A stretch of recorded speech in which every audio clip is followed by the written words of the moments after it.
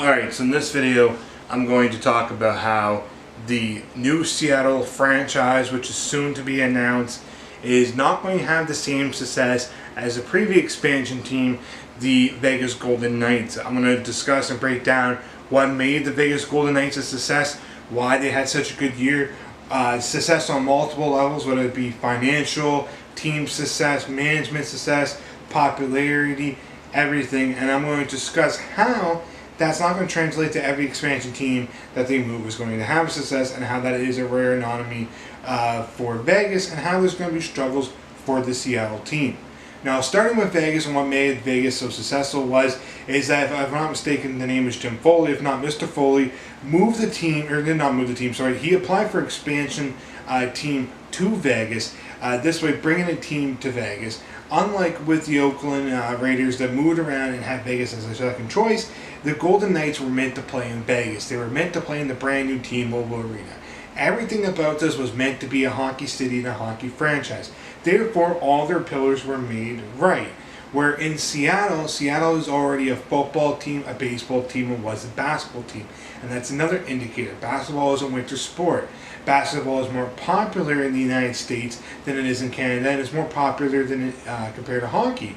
So if basketball did not do well in Seattle, and it plays roughly the same schedule, and it's in the same arena, regardless of upgrades or not, it has to make you wonder, is there a market for hockey? Football, big market. Baseball, big market, even in soccer.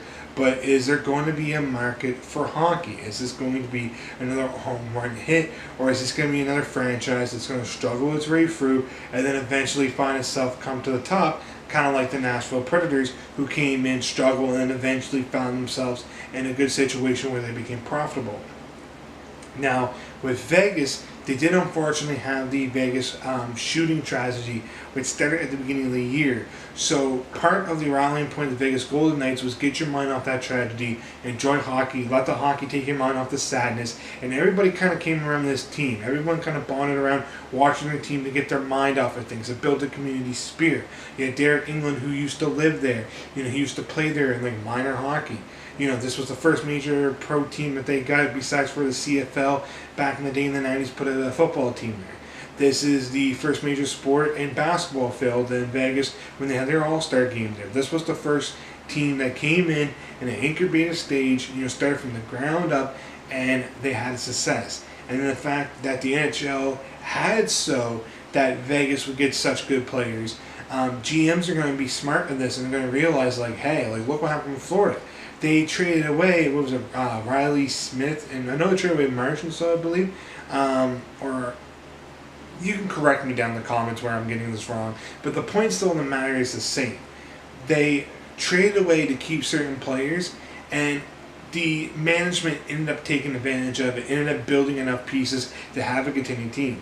Most people thought Fleury was going to be the cornerstone of the whole team, and then there was 5 other guys, like the real deal James Neal, that came through, and people really underestimated that team. And what they did was they built up this team, they got a good draft pick, they did everything right. And I don't see Vegas getting that, I don't see Seattle getting that lucky in their expansion, because the GMs are going to be more weary of making these trades. They're going to know, the ones that got burnt are going to know what they need to do. Most of the times, expansion is a good way to cut contracts and cut guys you don't want. But because they paid $500 million for Vegas, Vegas got some good deals. And I know Seattle's paying $650 million, and they may get some good deals. But I feel like the GMs have been around the block this time, and they know to be a little bit more careful with handing out players. And I feel like that's really going to hurt Seattle. I also feel like, you're not going to duplicate, and hopefully you don't duplicate a tragedy at the beginning of the year that bonds your community with your team. The bonding of the team made it popular. The fact that they were underdog, the Golden Misfits. You can't duplicate that Cinderella story, and I feel like that's what's going to hurt the Seattle team. I feel like everything kind of came right for Vegas to become out of the gate a contender. They're a contender this year coming up. People want to play there. They have a great tax rate. It's nice and warm, great place to live. It has all the characteristics that where players will want to play there for those reasons, and fans want to go see their teams play there because how nice it is. I don't see people traveling from Texas to Nevada to, I can see people traveling from Texas to Nevada to watch the Knights versus the Stars. I can see that happening. I can see California teams going over, LA and back and forth. I can see the road trips to Arizona. But when it comes to Seattle, I don't see people coming up to that rainy city. Seattle doesn't have that tourism draw to draw in other people's fans. So I don't see that kind of filling in the void. It would have to be the actual fans that are nearby. And I did research in 2014 of what a team would look like in Vegas. And with all of the CHL teams that are nearby, you're looking at it being about roughly 14,000 in attendance per game combined total. So there are enough hockey fans to support it, but I don't feel like you're going to get that much of the hoopla and the buzz that Vegas had. And because you're not going to get that same buzz, you're not going to be able to duplicate that success. And then you're going to have GMs that are going to be a little weary of giving up some of their guys. They're not going to kind of want to dump contracts and then them come to bite them in the ass. So I think because you're going to have tougher GMs, you're not going to have a rallying point, and then you're not going to have that tourism drive, the franchise is going to be hard. See, when they moved to Winnipeg, Winnipeg was desperate for hockey. They sold it out. They sell it like 5 years in advance. When they moved, and again, you can use the Nashville, and that's what I feel like what's happening is that Seattle will move there, Vancouver fans will go over because maybe it'll be cheaper, maybe it's a day trip, but I don't see a whole lot of fans wanting to travel up there, especially not during the winter months. It's like would somebody from LA want to drive to Vancouver? It's the same thing. They're not that far off. You might want to, but mostly the people that live in the north want to come vacation to the south.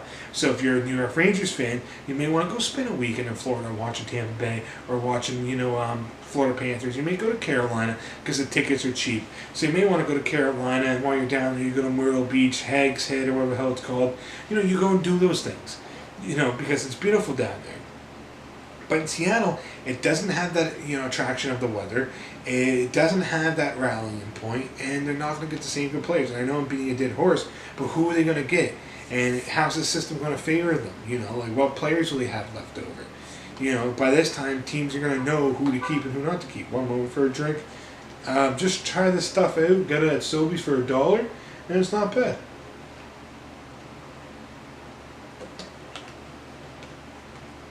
And it's 0 calories. So that way fat guy hockey and wrestling can become normal guy hockey and wrestling. But there you go. I don't think Seattle's going to do as well because I don't feel like GMs are going to hand out dimes. I don't feel like they're going to hand out good players. I don't think you're going to get a chance where you got 2-star goalies and Pittsburgh has to get rid of one. I don't see that happening. I don't see there being a rallying point. What I think is going to happen is that they're taking the same old arena. They're going to dump a bunch of money into it.